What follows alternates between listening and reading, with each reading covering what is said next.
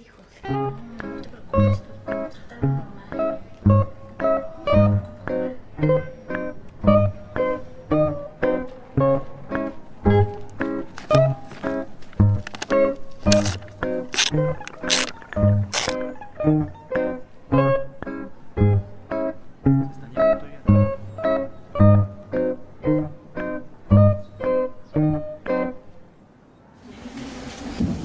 Bueno, es casi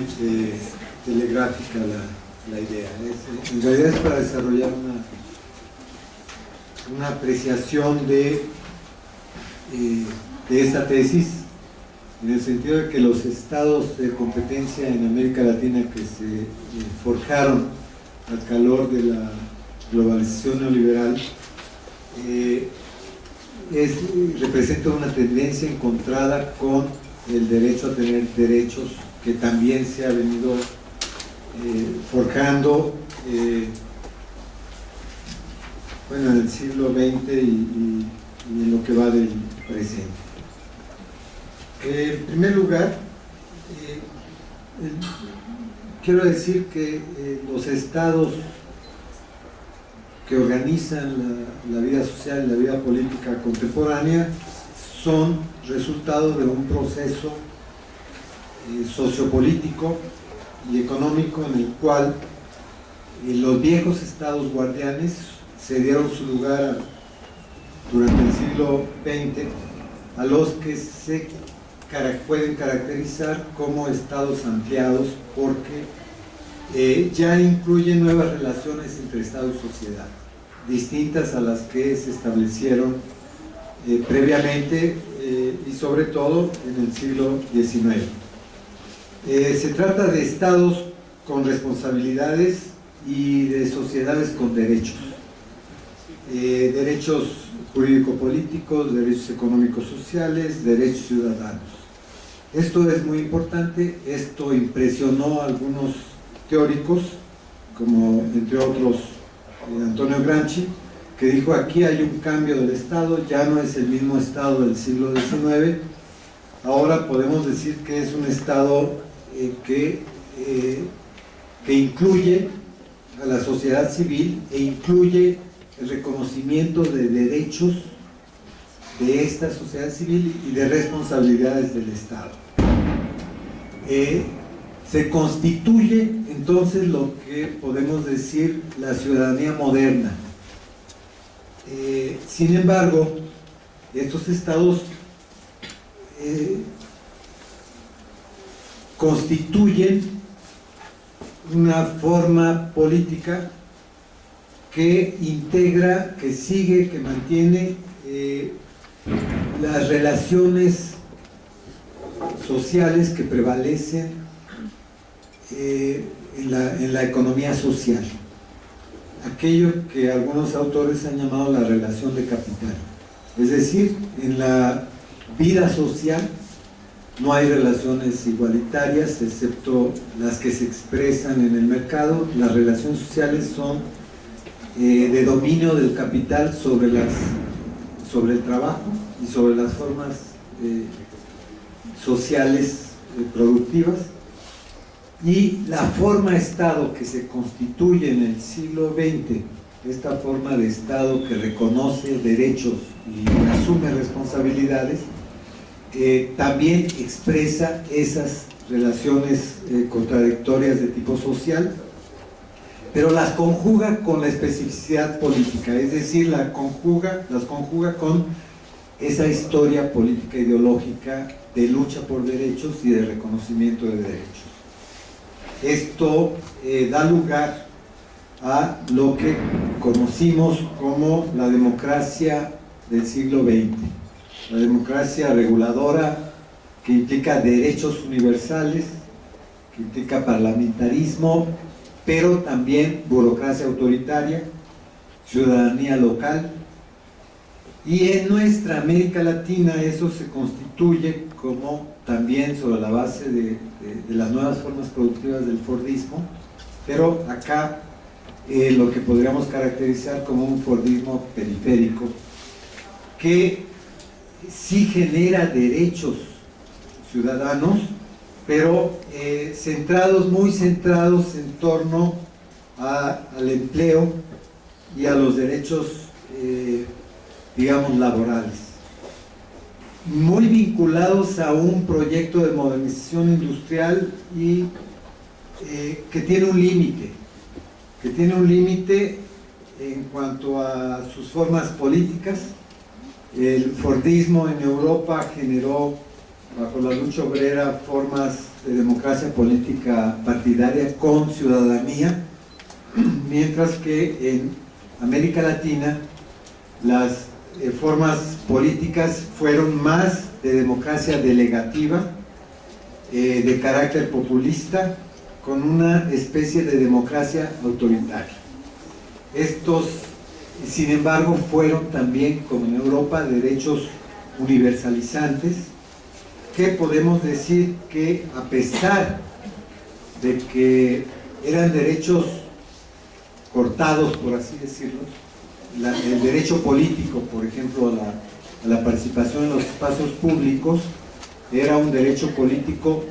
que terminaba en formas delegativas y no en formas representativas, mucho menos en deliberativas. Entonces, podemos decir que en América Latina se constituye precariamente el derecho de la ciudadanía a tener derechos bajo el Fordismo periférico parcial. Sin embargo, es una época gloriosa porque las sociedades avanzan en cuanto a la estructura industrial, avanzan en cuanto al empleo universal y avanzan en cuanto a la posibilidad de participar, aunque sea inmediatamente y en formas más que nada electorales, en la constitución de los órganos políticos públicos. Esto tuvo una variedad, estamos hablando de una tendencia general global, digamos de forma general en América Latina. Hay países donde estos derechos, a tener derechos, fueron más amplios, estuvieron más vinculados con luchas políticas sociales fuertes, como es el caso y con instituciones que reconocieron, aun cuando fuera con una industrialización precaria, que reconocieron esos derechos, como es el caso de Chile, e instituciones donde hubo modernización, industrialización, como el caso de México, pero que el Estado no reconoció el derecho a la plena participación política de los ciudadanos. Es decir, se desarrolló menos como estado de negociación democrática y como estado corporativo de control social. Pero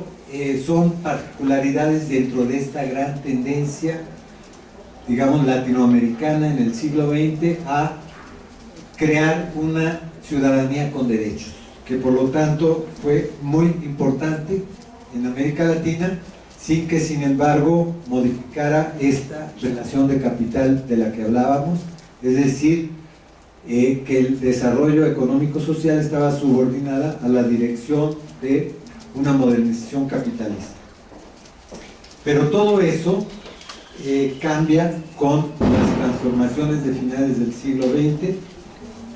bajo lo que se ha llamado el capitalismo global. Como resultado de la crisis de acumulación, de la incapacidad fiscal para sostener los derechos, surge el proyecto neoliberal, que es un proyecto no solo transnacionalizador, burocrático, sino que es un proyecto que modifica la relación Estado y sociedad, en donde la democracia se ahueca, se sustituye por eso que pasa a ser muy importante a finales del siglo pasado, que es la gobernabilidad y el estado de control social, que tiene como ejes en la economía las privatizaciones, la valorización del gran capital transnacional, el control salarial de la mano de obra y la acumulación por desposesión. El resultado en América Latina fue no solo el declive del derecho a tener derechos,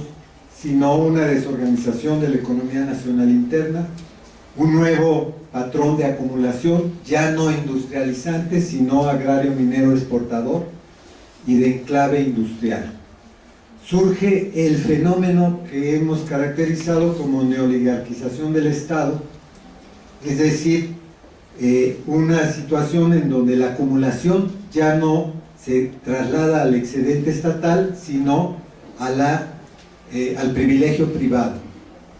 que significa, en cuanto a los derechos, la focalización y la mercantilización de los mismos y la pérdida de centralidad de la lucha salarial y de los derechos laborales. Esto se conjuga con que se produce también acá este ahuecamiento de la democracia, pero en condiciones en que después de un periodo de dictaduras militares en gran parte de los países se recupera la democracia como democracia de pacto y democracia delegativa. Esto es muy importante porque aquí ya estamos viendo un elemento tanto en la política como en la economía, en donde el derecho a tener derechos entra en declive, entra en dificultad y empieza a entenderse que es el mercado, el espacio donde las necesidades sociales se tendrán que resolver y no los derechos universales. Este cambio es fundamental porque implica otra concepción de la política y otra concepción del Estado y de la vida económico-social. Toda esta situación de neoligarquización del Estado y lo que podríamos caracterizar como estados de competencia, es decir, los estados ya no buscan canalizar las necesidades internas a partir del reconocimiento de derechos, sino sobre todo competir entre ellos para atraer el capital transnacional y para desarrollar formas de acumulación privadas, ignorando y despreciando este deterioro de los derechos universales. Esta situación genera una gran crisis política en buena parte de los países de América Latina, que ante todo crisis política que es resultado de lo que podríamos llamar el vaciamiento de los estados, que es fundamental porque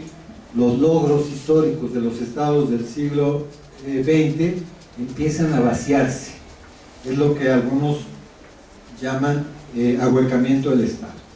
Y son los estados caracterizados por un cuerpo político que ya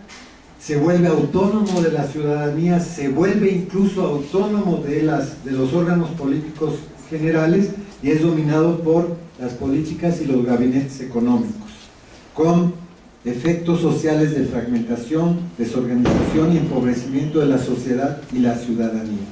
El resultado es que la agenda nacional que incluye el derecho a tener derechos, es trasladada de los órganos políticos del Estado, con ese vaciamiento, a los movimientos espontáneos de resistencia de la sociedad. Surgen movimientos sociales que por esta situación adquieren un sentido histórico nuevo. Es decir, no es que los movimientos sociales todos de por sí siempre tengan este sentido, lo adquieren por las transformaciones que se han producido en la economía y la política. Esto genera nuevos movimientos sociales cuya agenda política de recuperación de derechos, que pone en el centro, y eso es lo importante a finales del siglo XX y principios del siglo XXI, el derecho a tener derechos, que confluye con estas luchas históricas, digamos, de reclamo ciudadano por derechos. Esto genera cambios políticos importantísimos en América Latina, que ponen a América Latina, de haber sido el continente modelo del capitalismo neoliberal salvaje, a ser un continente donde la sociedad ha impulsado la elección de gobiernos progresistas y de centro que están planteando la recuperación del derecho a tener derechos y por eso es muy importante. ¿Cómo se traduce? Porque tengo muy poco tiempo. Esta política como la política de apropiación de rentas de la economía sin modificar el patrón productivo subordinado, dependiente y desarticulado. Es decir, la nueva reconquista ciudadana de derechos se da a partir de la renta, producto de la mayor capacidad política de los estados para apropiarse de renta bajo el mismo modelo productivo, agrario, exportador y de enclave industrial. Esto crea una situación en donde esta reconquista de derechos no tiene sustentabilidad productiva, y creo que ese es el momento actual que estamos viviendo en esos países donde hay por lo menos políticas de recuperación de derechos, no en México, no en Colombia, no en algunos países de Centroamérica, pero sí en América del Sur. Esta cuestión nos demuestra que por la política puede haber nuevas situaciones de compromiso popular que dinamicen derechos, pero el problema central de la situación actual es que se produce sobre la base de las viejas formas productivas rentistas, productivistas y extractivistas, y esto dificulta una sustentabilidad estructural para hacer viable en el futuro cercano en América Latina el derecho a tener derechos. ¿Por qué? Porque no hemos encontrado como países de América Latina la forma de insertarnos en la globalización de una manera, sí, que no sea neoliberal, sino con la rectoría de un Estado popular, pero que cree otras formas productivas. ¿Basadas en qué? Basadas en lo que tiene América Latina, una potencia cultural, científica, como posibilidad de que el trabajo simbólico, el nuevo trabajo, que sea un elemento vital de la globalización, pueda tener otro papel, cuestione ese modelo extractivista precario, rentista, y nos ponga en una situación de crear, impulsando la fuerza colectiva de los trabajadores simbólicos latinoamericanos, una sustentabilidad del derecho a tener derechos. Gracias.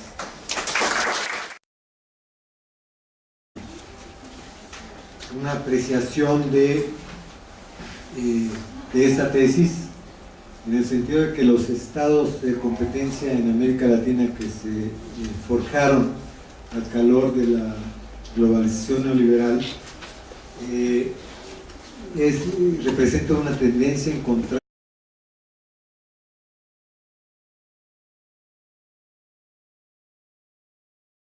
hijos. No te preocupes, trataron normal.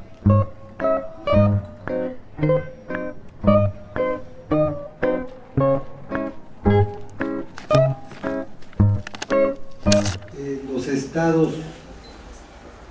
que organizan la vida social y la vida política contemporánea son resultado de un proceso sociopolítico y económico en el cual los viejos estados guardianes se dieron su lugar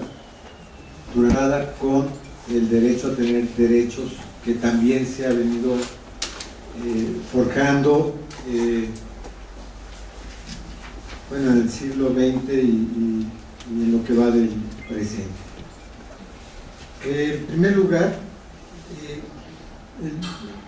quiero decir que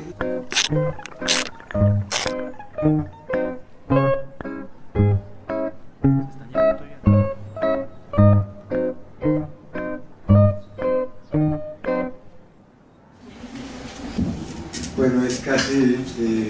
telegráfica la idea. En realidad es para desarrollar una